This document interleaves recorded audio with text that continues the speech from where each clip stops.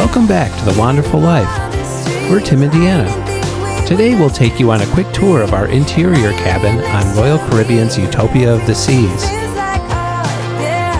We were in cabin 423, which was located on deck 11 towards the front of the ship on the starboard side.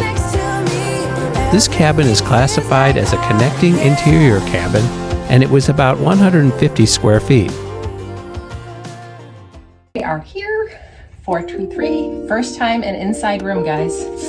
This will be interesting.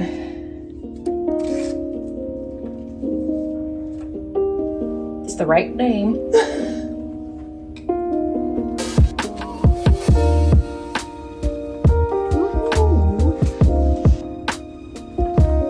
This is nice. It's big. It was going to be an adjustment going from balcony cabins to an inside cabin, but the space was nice and it had everything we needed. The TV swiveled away from the wall so we could watch from the bed if we wanted to. The desk area was nice and it had a lighted mirror. The dresser also housed a mini fridge. The armoire contained a safe for valuables, shelves, and an area to hang clothes with plenty of hangers. The bathroom was pretty tiny, but it worked out nicely, but only for one person at a time.